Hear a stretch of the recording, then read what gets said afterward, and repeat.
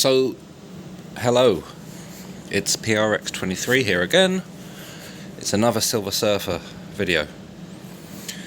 Been chatting today on Discord with a few people about Surfer and his PvE build. It's been a subject of endless fascination since I joined the Discord. Why on earth would I build Surfer for PvE? My answer is that, like most PvP meta, I figured that he would have a good run, but would eventually drop out of the top 3 for timeline, and then would not really have any PvP usage because I didn't play AC at that time. So I figured if I build him hard PvE, he can do me both ways. He can help me in PvE, and also because he's PvP meta, and he was very much the meta at the time when he was released. He was the first guy to really take the crown from Gene. So I figured even if I build him hard for PvE, if I build him really like a top level PvE account, my 20 OBs and a rage is probably going to still work better than just an authority and no build. Well, I was wrong really, because Surfer is absolutely crippled without guard break immunity. I can make it work in timeline on manual, but to be honest, I generally run him in the lead. This is partly because he's got kind of the best debuff lead in the game, because unlike Gene and Sentry and stuff, it provides a really strong all attack. It's actually, unless you're a fire damage character and you run Mephisto, it's the best debuff all attack lead in the game. So I always run him in first place for that anyway. But part of the reason, sadly, despite the fact that I've got 20 OBs and a rage on him, that I run him in the lead is because I let him die so that my barely built Sentry can come and clean up, because Sentry with a regen and gears at 15 unfortunately is better than Surfer with 20 OBs if he doesn't have guard break immunity. Arguably my Gene with an authority is still really as reliable as Surfer, if not slightly more so. So having said that, I built him madly PvE with a rage and a bunch of Odin's Blessings. We had a little run. I used to clear Knull with him at the very beginning when I had no Pierce and no tier 3 or transcended like supports or any good leads really. So I used to run him as one of my few characters that had the raw damage to actually take down Knull stage 1. If you remember, like sort of like whenever Knull first released, when everyone was struggling to beat the first 5 stages, he was one of my clears for Knull 1 on the week that Knull released. So he could do it. As soon as I got more leads and more supports, it made other characters viable who had less raw damage, but they had a much better kit to actually deal with Knull, like over the course of a battle. Surfer's revive is obviously very helpful in any context, PvE or PvP, but his heal is very lacking, because his heal, as anyone who plays in PvP will know, is dependent on his 3. Now, in timeline, you don't worry too much about his heal. He's either going to kind of, because the buffs apply at the beginning of his 3, and if he doesn't get guard broken, by the time he hits at the end of his 3, he's applying all his buffs, and it's pretty much a one-shot. So you don't really worry too much about the healing from the 3 in timeline. It's helpful, but it's not really the main point. In PvE, it's actually incredibly essential, and if this guy doesn't get his counterattack off, he's beyond a glass cannon. He's just dying very, very, very quickly. He's got low defenses, high HP, but low defenses. So that being said, I haven't really used him in World Boss since the very beginning.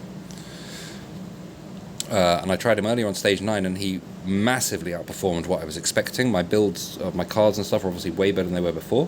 So I'm going to take him into the highest stage I can take him to, which is Knull 14. I'm going to give him the best lead I can, which is Cyclops, and the best support I can, which is Taskmaster with an Insight. These are the best out of my male characters that I can really give him. With that being said, Knull's defenses and stuff goes up way higher after about stage 10. So this is going to be a very different thing. He's pretty much just relying on HP up until stage 10. After stage 10, his defenses ramp up incredibly quickly. So I'm going to give him all power Cosmic Strikers, I think, and Cosmic Cube. Can't find my other power Cosmic guy, so I'll give him the Hulk. It'll be fine. Gamma's not too different. And we'll see what he can do in stage 14. Now, because of the huge ramp up of defenses, I'm expecting he might possibly really see a huge drop off of his damage compared to stage 9. But it will be interesting because I do intend to unequip this rage pretty soon, actually. So it'd be interesting to me to just see what's the highest level he can push and how he does. So let's see what he does against stage 14 Knull. So again, I usually start with the 5 because it tends to provoke the enemy somehow in a way that it makes it much easier for me to get the 3 to strike exactly like that, as you see. If the 3 strikes, I like to go straight into the 6. Massive damage. Unfortunately, the 5 was still on a little bit of cooldown because I like to go straight into the 5 and then back into the 3 if I can. Didn't get the counter there. Into the 4. The 4's got an iframe, so that's very important because he's weak and he dies very easily. These Knull cages especially are very, very dangerous for him because if he's not in iframe and he hasn't got his defenses up, he loses health like crazy. So we got knocked back, that doesn't matter. We'll go into the 6 first before the 5. Then into the 5. And I'm actually going to try and cancel into the 3. Wow, that was lucky because I got knocked back and I still got the counter.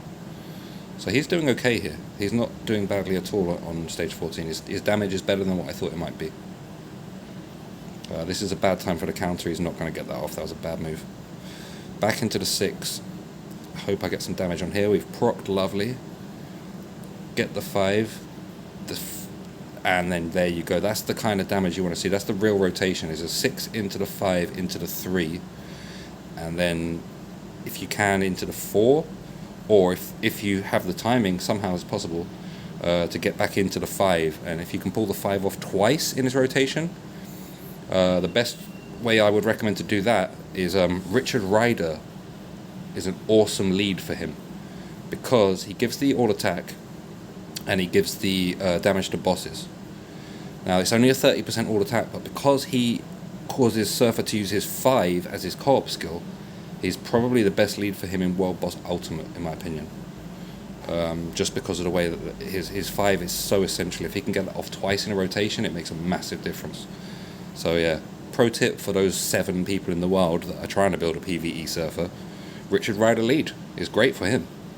So here we go, he's done the first phase, 2 minutes, that's not very good, but it's not too bad. Got to avoid these tornadoes. Again, if Surfer gets stunned, it can really be game over for him, so should get the counter attack here.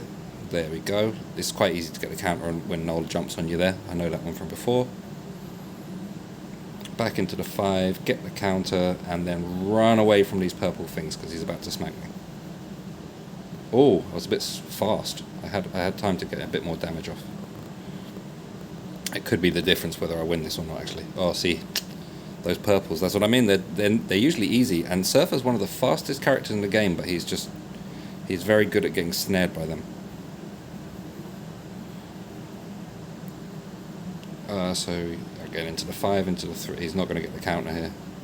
Anytime he doesn't get the counter, it's definitely like a viable option to abandon your rotation and just run the hell away, because he needs that counter.